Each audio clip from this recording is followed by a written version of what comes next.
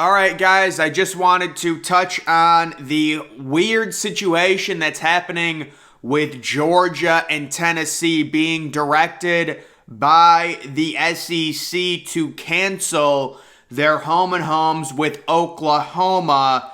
It says, our story on the SEC scheduling news today. A lot of people jumped to conclusion. This means that Oklahoma and Texas leaving early is a foregone conclusion. I think that's the case.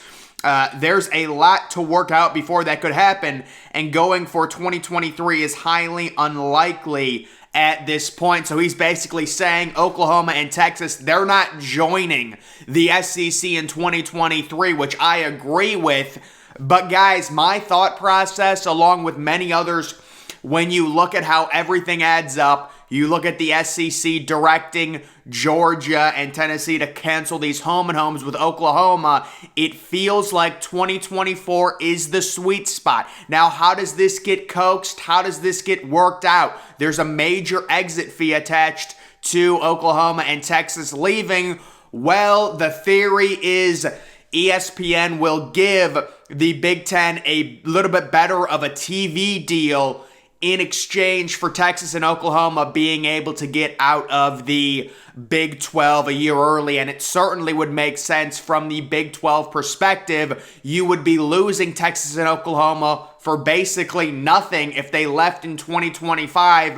Why not allow them to leave a year earlier while getting yourself a better TV deal, which will put you in better position to try and, get those teams from the Pac-12, and we've got stuff. It says the SEC announced Wednesday that it directed Georgia and Tennessee to cancel basically, because Oklahoma's joining the conference. It's not postponing. You're not going to have home and homes with teams, non-conference games that are already in your conference. Scheduled games with Oklahoma because the Sooners are on their way to the SEC. The SEC's reasoning is that the second game of each series was to take place after Oklahoma joins the SEC in 2025. That led the SEC to nix Georgia's game at Oklahoma in 2023 and Oklahoma's game at Tennessee in 2024. So kind of weird home and homes. Normally we're used to, the Notre Dame, Ohio State type home and home, where this year the game's in Columbus, next year the game is in South Bend. These are a little bit different, where you play one game 1 year, then you wait like 3 years and you go play the other game. So kind of weird scheduling. And then we've got the timing of when Oklahoma and Texas end up in the SEC has been subject to much speculation since it was announced in the summer of 2021 that they're joining the SEC. This left both schools with 4 remaining seasons in the Big 12, which is an eternity considering how much unrest their departure has caused the league. An early departure would be subject to both a significant exit fee, roughly $80 million, and the violation of a grant of rights agreement, which is why both schools and the SEC have been cautious in addressing a potential early departure. And my thought, on why this would be lucrative for the Big 12, if you let, Texas and Oklahoma leave in 2025, you get nothing in return. At least you let them leave a year early in exchange for ESPN offering you a little bit better of a TV deal. That is something I would be interested in. And of course, guys, the uniqueness of this situation has presented Georgia with an absolute horrible conference, football. This tweet just summarizes how bad non-conference schedules have gotten. Georgia adds a home game against Ball State to replace their game at Oklahoma. What a significant upgrade. Oh my God. Guys, it's like the new trend. Have these just horrible non-conference. I understand this is a unique situation. Georgia was forced to do this. They originally had Oklahoma on the schedule. I get all of that, but still, let's take a look at Georgia's 2023 non-conference. UT Martin, Ball State, UAB, and Georgia Tech. Unbelievably bad. And again, my whole thought process on the non-conference issues, we're seeing it with Michigan and UCLA this year and just how horrific their non-conference schedules are. The 12-team playoff is going to mitigate a lot of these issues when it comes to bad non-conference scheduling.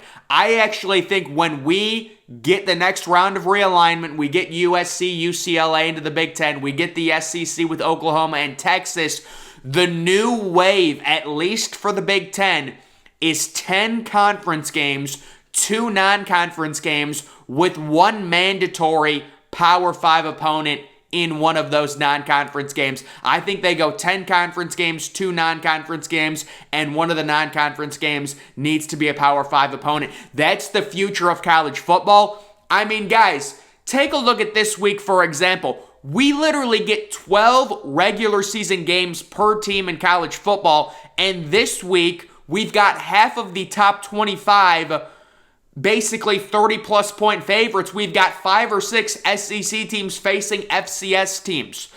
This is not what college football needs. We need 2 or 3 heavyweight matchups each week. And let's be honest, we have 0 heavyweight matchups. If you're talking about the best game being BYU and Oregon, nothing against those teams. But if there's only, 13 regular season weeks a year for college football, every week needs to have a top 10 matchup, needs to have at least multiple top 15 matchups.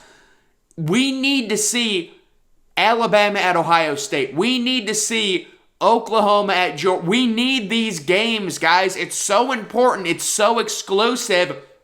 But you see what happened with Michigan with the 4-team playoff.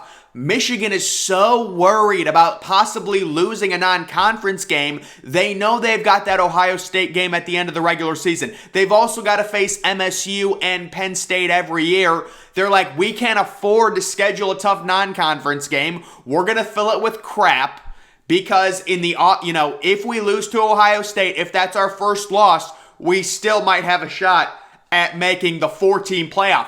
When you expand the playoff to 12 teams, it operates a lot more like the NFL in terms of teams having the freedom, having the margin of error to lose 1 game, 2 game, maybe even 3 games.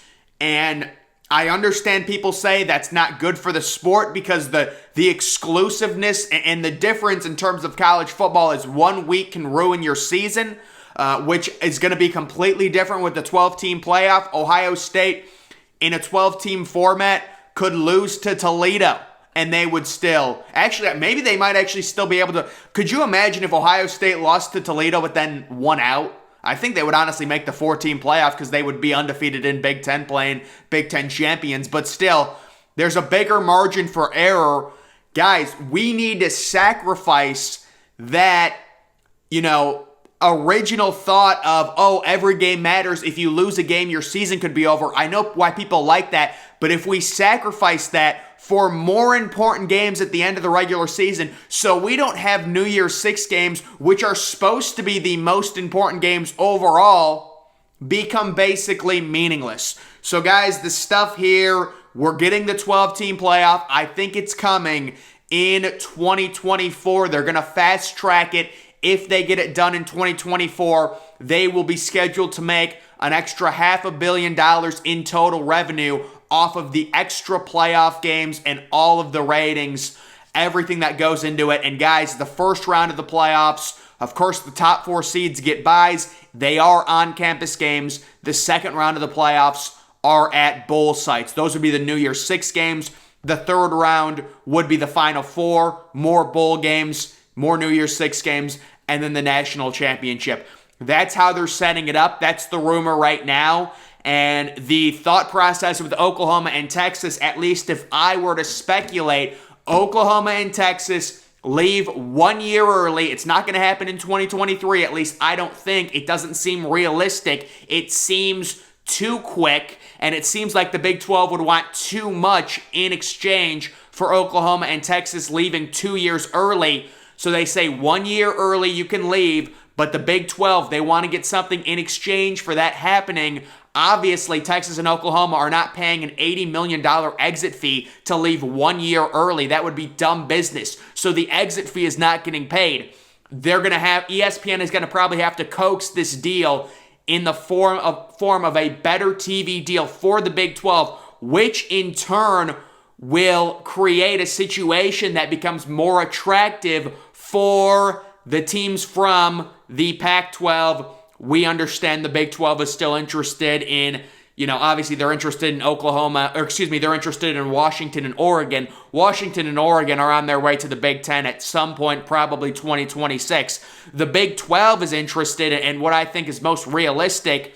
You're talking about Arizona, Arizona State, Colorado, and Utah, which would be good additions for the Big 12, and especially if they get this better deal, they can say, look, you can come to our conference and make $20 million per year more than you would staying in the Pac-12. And also those teams in the Pac-12 have to realize once the Big Ten is open for business, once the Big Ten makes their big move, Washington and Oregon are gone. And then maybe also Stanford and California. So the conference even becomes less valuable.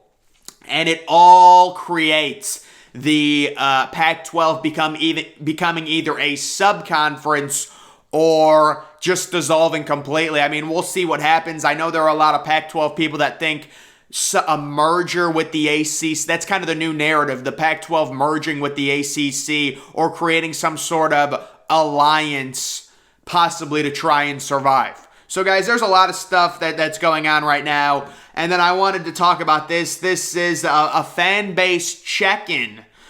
So let's take a look at this. Notre Dame panic. Yeah, guys, so Notre Dame, look, obviously you're 0-2. Although I will say Notre Dame, they lost their number one recruit. They've got one other 5-star recruit. It's a safety. It looks like he's decommitting as well. So I would say for as well as Marcus Freeman has recruited, that class, not that it's falling apart, but yeesh, you had 2 5-stars. If you lose both of them, yeah, that's not good.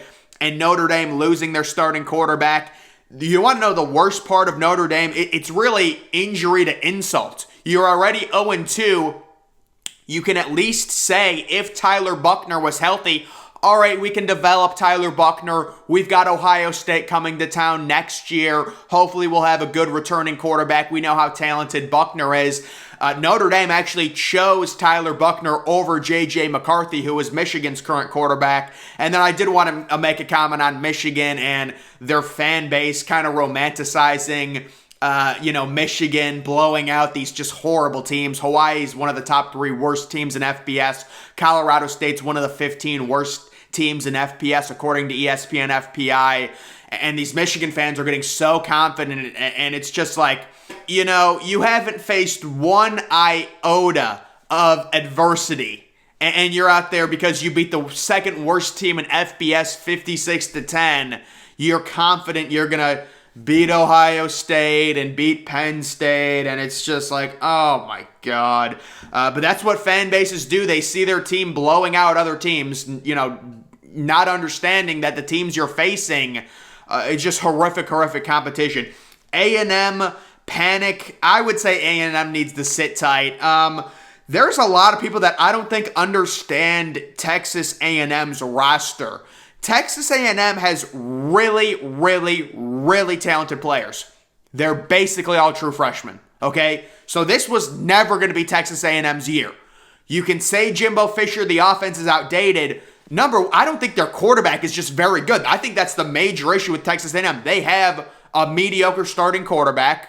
It's materializing on the field. Maybe you know who Jimbo Fisher needs? Jimbo Fisher needs a Joe Brady. Their boosters need to find someone, pay an offensive coordinator, an offensive guru, $1.5 million to come fix their offense next year with a new quarterback. That's what they need. So A&M, I think, has the roster. I mean, losing to Appalachian State isn't good. But if you thought A&M was going to be a playoff team this year, you simply are not paying attention to how their roster is constructed. You think, oh my God, they've got all this talent.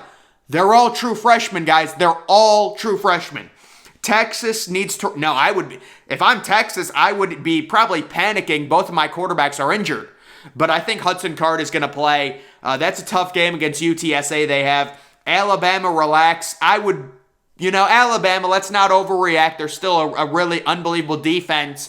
But the pass catchers, that's concerning. I'm sure Bill O'Brien will start to scheme, try and get, the guys open, things like that. But that is concerning. I mean, those receivers looked horrible. And then Nebraska, I don't know what you do if you're Nebraska. You got to just wait for a new coach. Hope your team goes out, plays with nothing to lose against Oklahoma at home, plays inspired football. You're only 11-point underdogs. It would be a crazy upset with Mickey Joseph as the interim head coach. But guys, that is going to do it for this video. Make sure you're following me on Twitter. Link to that's always in the description. I'm, of course, the Depressed Ginger. Thank you for watching.